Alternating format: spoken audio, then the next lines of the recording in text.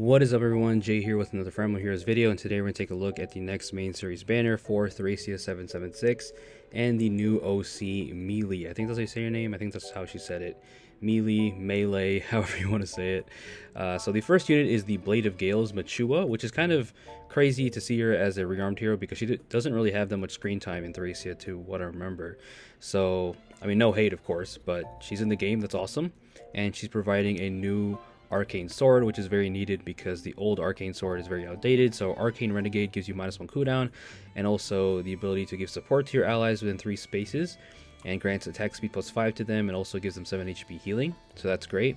And then if foe initiates combat, or if unit is alive at the start of combat, grants bonus to all of their stats equal to 25% of foe's attack at the start of combat, -4, maximum 14, minimum 5, and you deal true damage 15% of your attack, including AoE. So that's crazy because not every weapon has, usually it says excluding AoEs. I'm so used to saying excluding, so when I saw including, that was surprising. So that includes your AoEs, and also you have the flat damage reduction for foes attacks by 15% of your attack, including AoEs as well. So that's amazing.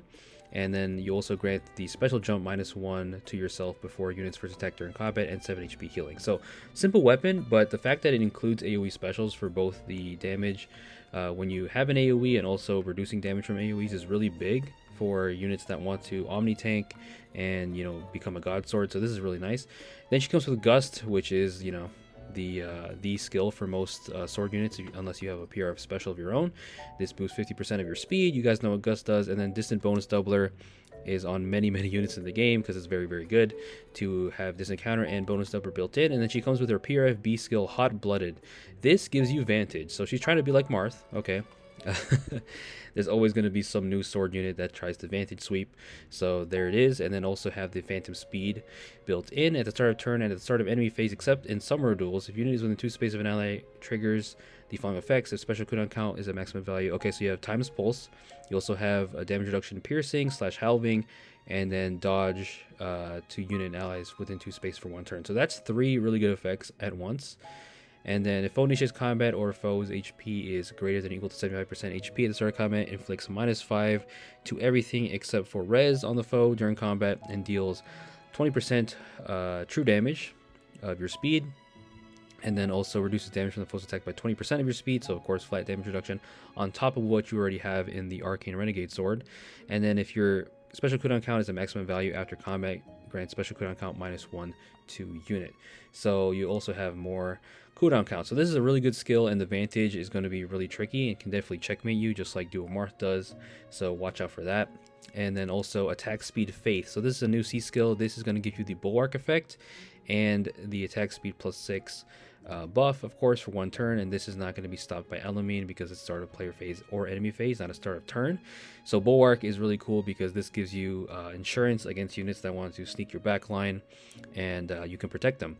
And if Bulwark is active on unit, grants attack speed +4 to unit, and also reduces damage from the foe's first attack by 5. So you also get flat damage reduction a bit, including the brave hits, and then also grants special cooldown count -1 to unit before foe's first attack during combat. So lots of special jumping, lots of utility, lots of damage reduction, of course. So definitely really good sword unit. Machyua is going to be a force to be reckoned with, and with all the effects she can give, and then also the support you can give her, she's going to be really good as a Vantage sweeper and just a tank in general.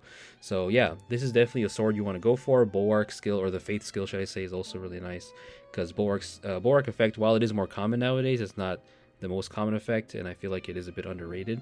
So that is Machyua. And the next hero is going to be, I believe it's Linoan. I don't know if I'm saying her name correctly. I hope I am. But she is the fiance of Arion, the Lady of Terra. I don't know if I'm saying that right again. Fire Emblem has a lot of names and things that are hard to pronounce sometimes. So here she is as a healer, and of course she's going to be the D mode. So in the Fold Plus is her staff. For allies within 3 rows, 3 calm centered on unit, grants attack speed +5 and penalty neutralization during combat. If unit initiates combat within 2 spaces of an ally, grants +5 to all stats, neutralizes penalties, deals +X damage during combat. Okay, so you get the flat damage output for a staff. That's really good. And staff units, you know, they want the most damage they can get. As much damage as they can get. Maximum 15 excluding AoEs, and then X equals the number of allies within 3 rows, 3 calm centered on unit times 5, and calculates damage from staff after combat damage is added. So recover is her assist, deluge bomb, attack res form, drive speed. Nothing crazy. We already have these skills pretty much. Actually, I'm not sure about attack res form if that's in the regular pool or not, but either way, you know, she is the demote, so she's not gonna have the most premium skills, but it is cool to see her in the game. So Arion will be happy, I guess. And yeah, that's Linoan, Lady Linoan, as the demote. And we also have another demoted unit of sorts at the end, which we'll see. And next up is the new OC that we saw in the Tempest Trials, Melíai, I think that's how you say it. Melíai, Melee, however you want to call it. And she is a green beast armor unit, so she's going to be really strong. And I think she's like a future version of Ashe or whatever, something like that. Or at least it's implied. So Wandering Horn is her weapon, -1 cooldown. Allies within 2 spaces of unit can move to any space within 2 spaces of unit. So we've seen that before. And then unit can move to any space within 2 spaces of an ally within 2 spaces of unit. So vice versa, you get incredible mobility. Of course, this is stopped by anti-warp stuff, but still really good for an armor unit especially. And the start of turn and the start of enemy phase, except in summer duels, if unit is alive, grants attack defense +6, resistance blades, and shields to unit and allies within 2 spaces of unit for 1 turn. And also for unit and allies within 2 spaces of unit, grants, or sorry, if special cooldown count is a maximum value, you have the -1 cooldown count. So that's like maximum, times pulse. And then for allies within 2 spaces of unit, if special cooldown count is a maximum value after combat, grant special cooldown count -1. So the same thing for them. Wait, hold on. So it's actually stacked. So it's actually 2, basically -2, because it says for allies and then also allies again. So that's crazy. And then if foe initiates combat, or if unit is alive at the start of combat, inflicts penalty on foe's attack defense equal to 20% of unit's defense at the start of combat +6, and deals true damage 20% of unit's defense, including AoEs, just like the Arcane Sword. So that's really good. And then also reduces damage from foe's attack by 20% of unit's defense, including AoEs once again. And then also you have the another layer of times pulse. So lots of special cooldown count and damage reduction. And then you also have the disencounter for all the beast armors and attack +2. So that's really good. And then Sturdy Beast is her special, boost damage by X. We've seen Sturdy Beast, I'm not even going to go over it, but a very good special for beasts like her. Attack Defense Fortune we've seen already. Slick Fighter 4 that neutralizes penalties and also gives you even more flat damage reduction. And Attack Defense Briar Near Save. We actually haven't had that yet. So this will, of course, give her the Savior role, and she's just going to be so annoying to take out, man. I can already tell. I mean, green is, I guess the saving grace is green isn't the best color for tanking. But still, she's going to be a menace. And, you know, she doesn't have to run Celica Ring or really, because she has mobility with her teammates as long as her team is there. So she's going to be crazy for sure. And it's going to be like an angry Ashe, I guess. So that is Melíai, and she's bringing the melee to Felix here. So, you know, Brave Felix has kind of fallen off, honestly, because he doesn't really kill some of the bulkiest tanks like Melíai here. But he's still good, you know. The mobility's great, but yeah. So that is Melíai. And last but not least is the new attuned hero, which is for Lord Leif. So Leif is back, and it's been forever, it feels like, since he's been good.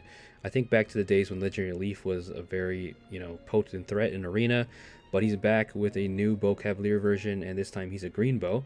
And he comes with an Echo Skill, of course, being an attuned hero. So his weapon is the Bow of Loyalty that gives the ability to hit twice in both phases. So the Brave effect, which is really nice, effectiveness against flyers, of course, and -1 cooldown. At the start of turn, if unit is within 2 spaces of an ally, grants attack defense +6, buff nullification, and incited to unit and allies within 2 spaces of unit for 1 turn. So incited, very, very good for his teammates and, you know, threats like him. And then also buff nullification is always nice. And then if unit initiates combat is within 2 spaces of an ally, grants bonus to everything except for speed, because Leif is probably going to be very slow. I'm pretty sure he's slow here. Equal to 20% of unit's defense at the start of combat +5, and you deal the +X flat damage output, excluding AoEs, unfortunately, but, you know, that's not the biggest deal. You're going to hit hard anyway. And you also have the damage reduction from foes attacked by X. X equals number of allies within 3 rows to your column centered on unit times 5, maximum 15. And you also have Null Guard. And then he comes with this special, the true... Okay, I'm not even going to try to say it because I never knew how to pronounce this word. But this is a special with the 3 cooldown. And then you also boost damage by 50% of your defense. When special triggers, enables Canto Ally 2, 2. Okay, so this is a brand new... Alright, we're getting crazy with the Canto again. So Canto Ally... Or sorry, Canto Ally 2, 2. Okay, can't wait to read that. If unit initiates combat after combat, if unit special triggered and unit survives, grants another action to unit. Of course, you know, Leif had that before. And then also, if unit is not within 2... Hold on. If unit is not within 2 spaces of an ally, inflicts restrict movement to 1 space on unit and pair cohort. Okay. Once per turn within 2 spaces is calculated based on the position of unit after triggering post-combat skill effects that change positioning. Um, if unit or foe special is ready, or unit or foe special triggered before during this combat, you reduce damage from the foe's next attack by 40% once per combat, excluding AoEs. And then Kanto Ally 2, 2. After an assist, whatever movement, unit can move to a space within 2 spaces. Oh, wow. That's crazy, especially as a Cavalier. So you can just skip over terrain that you normally can't go over. So he has the warping that Melíai had, or guidance or whatever warping skills that let you move to a space within 2 spaces of any ally. But he does this after Kanto, and he can also move again. So Leif is going to be a monster with this, and of course this is only going to be once per turn. But still, yeah, that is definitely a very potent skill. Sturdy Flare. This is going to give you the ability to trigger the Divine Vein Flame with defense, except before it was speed. Now you have a defense variant, so that's good. And then also Arc Fort Breath as a new beast skill. This is not his PRF, I'm pretty sure. This looks inheritable. So inflicts attack defense -4 on the foe. Unit deals +X flat damage, excluding AoEs. X equals the greater 50% of units attack or 20% of units defense, and grants special cooldown charge +1. So you have the heavy blade effect. And then also when unit special triggers, you have the damage reduction piercing built in. So yeah, I think this is inheritable because it does have yellow border. So this is a cool skill. This is definitely tailor-made for Leif. I mean, there's going to be other good users of this, but this is especially good for him for his special. And then Shadow Shift 4, we've seen that before. And then Sly Echo. So this is going to give you true damage when you initiate, and you also make a guaranteed follow-up attack. And also if your bonuses active on yourself is greater than or equal to 2, excluding stat bonuses, and or if number of penalty actives effects active on foe is greater than or equal to 2, unit deals +5 damage. So yeah, this actually doesn't give you any stats. I'm kind of surprised, because the Sly skills normally give you attack or something. They could have maybe put some attack on here. I mean, you already have the damage, so it's fine, I guess, but I'm kind of surprised they didn't give you stats. But either way, Sly Echo for a unit like Leif is going to be amazing, and for player phase units that want to nuke with AoEs, because it does include AoEs. And for any, you can do like a Arcane Renegade build with this in your X or something with Sly So Sparrow. That would be really cool for just tons of true damage. So yeah, Sly Echo, I wasn't expecting it to become an Echo skill so soon, but here we are. I was kind of expecting maybe Desperation or something first, or maybe even Hardy Bearing. But Sly Echo is very cool, and it's very good for Leif and any kind of offensive unit that wants to get that true damage. So here he is taking out Emblem Mike with nobody, just with like it's nobody's business. I can't even talk. And he's very bulky. He's got 53 defense with his buff. So yeah, Leif is going to be able to take hits as well.